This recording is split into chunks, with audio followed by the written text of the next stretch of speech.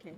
My name is Evelyn Simpson Curenton, and I am the music director for this wonderful opportunity to be the director for Voices of Zion. And what drew me to this project was the composer, Ronald Walton. We had worked on some of my music, actually, where he had transcribed some of my music. And I think we've had, I guess, a real admiration for each other. His, music, I had a chance to perform some of his music at his church, where he is now the music director at Mount Zion United Methodist Church. And then I was approached by him, would I be interested in being the music director for this project? And after hearing what it's about, and I'm very much a history buff, after talking to Susan Galbraith and hearing that this was dealing with a cemetery that was had many of the AfricanAmerican slaves in this area in Georgetown, and I've been told about these slaves that were owned by Georgetown University, and I'd always been very interested in that history. And when I heard some of them were buried there, I said, oh my goodness, this is a connection to that question. And to be a part of that history, being sung and, scored, I said, I need to be a part of something like this. And anything that, to me, that retains the history that we don't know about of African Americans, I'm always wanting to be a part, if I can. I'm going to jump and ask another question so it follows up. So in many ways, this work does celebrate the development of the music of the Black church. Mm-hmm. And I know you are a history buff. What can you say about the importance of this tradition? What does it teach us today? The music, I would say, of the African American church tradition, to me, is very, very important to the development of African American sacred song. Because in my music, I have done work for the Smithsonian, and it helped to connect some dots when I did an 1801 project on Richard Allen from Philadelphia, and that's Mother Bethel AME, African Methodist Church, and it's the African Methodist Episcopal Church, and to hear the history of that and how it connects with the sounds of Africa, the music that I had to research for that particular project had me to listen to people who had been there over 30 years, and they sang some of the old tunes to the tuneless books that they had from 1801. And so when I, hear of this project, again dealing with music and the history of the African American church, it connects another set of dots, when it comes to the music and traditions of the church. And I was just very anxious to see how Ronald would set some of that. And so he does connect hymnody to some of the music that he has in this opera, which is just wonderful, and even has some of the lyrics of Tinley, who was one of the fantastic, and I should say one of the first mega African-American churches in Philadelphia, Tinley Temple. And so he had some of his lyrics, where time is filled with sweet transition, from one of the hymns that was penned by Reverend Tinley. So it's nice to see some of that hymnody being mentioned in this opera, which is exciting to me. Say something more about Ronald's music, as we know him as Trey. What else has he incorporated in his score that can give us a flavor of the 19th century history, which is when these cemeteries were most active? I think when I hear in the music, he threads some melodies, like for instance, the "O Freedom," which is particularly an old song that's been sung, I'm sure, for many or hundreds of years, that deal with the freedom of our people. And he even starts the opera with that, and he has it as a reprise at the end of the opera as well. And it has the "Oh freedom, oh freedom, oh freedom over me." It's taken from that particular melody.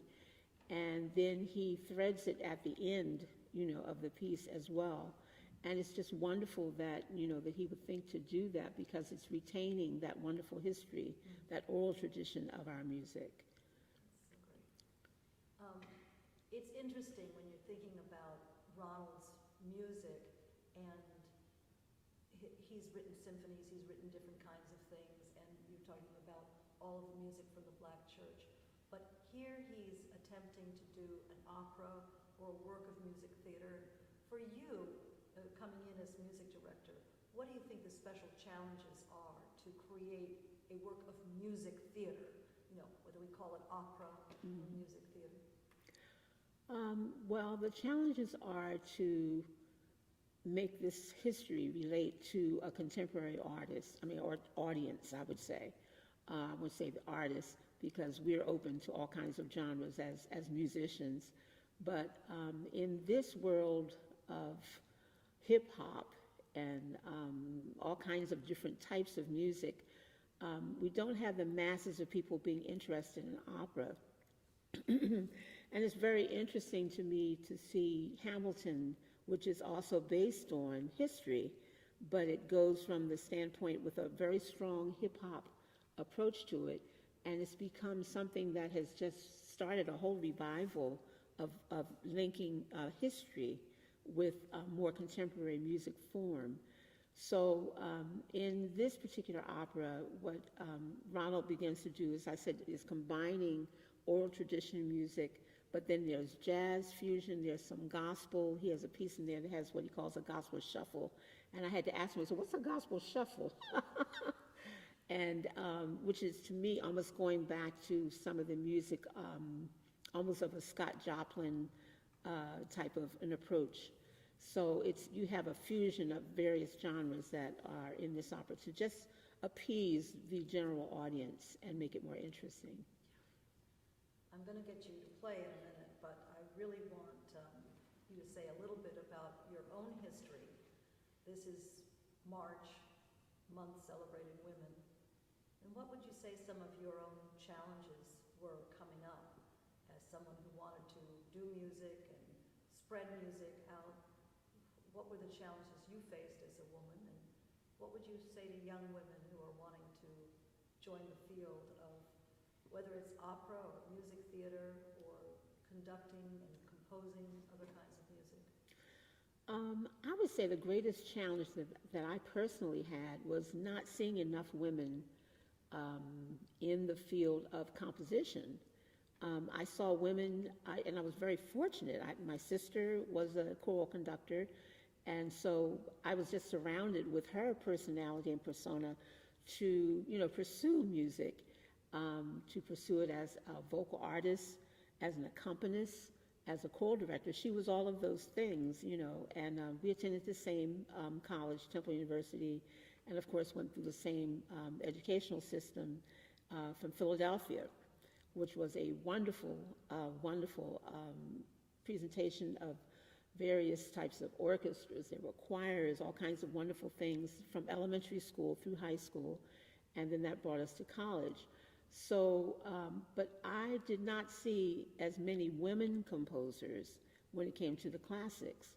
And I felt a little odd when people would ask me to write and do things, but I just would do it because my sister, again, had been that mentor. And I had seen other women who were music directors in churches, and I'm so glad that I had seen that. They were pianists, they were organists, But later on, as I began to see the music of Margaret Bonds, and particularly of Margaret Bonds, because I really didn't know of many other female composers, but her, He's Got the Whole World in His Hands was the main piece that I'd seen. I said, oh, it's a woman, finally, I hear about a woman. And so then in my college years and after is when I began to see there's a lot of women that have been out here writing. And then I also, as I began to learn about her mentor, Florence Price, who was one of the first Black women to enter the educational arena in academia. And she had to come in not as an African-American woman, but I believe it was Hispanic that she came because they would not accept an African-American woman. And this was the New England Conservatory, if I'm not mistaken. And her pieces now are just now getting the type of notoriety that they should be getting. Incredible. And so what would you tell young women about what they're facing and what they should do or what they can do? Well, my encouragement to women today is to, first of all, get the training that you need to go after it all. I said whole hog, whatever that would be, if it's whatever genre, where the passion is. In the classics, I would just say you need to get into a school that has a very strong theory program and composition, and also get under a good mentor, someone who has a track record of getting you out there, or a school that has a track record of opening opportunities and doors where you can get internships and also commissions.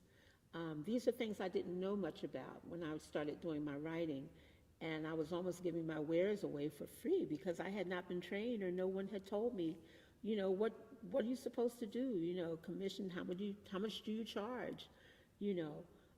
Just in the latter years, I hate to say that some of these things are now becoming knowledge to me because I didn't know where to go. But now we have schools that you can begin to ask, write to ASCAP and ask questions, how do I become a part, so that you can collect your royalties and all these kinds of things. There's so much to know about this business. And the business of music is another thing that I think musicians, especially women, need to take part in those kinds of workshops and endeavors.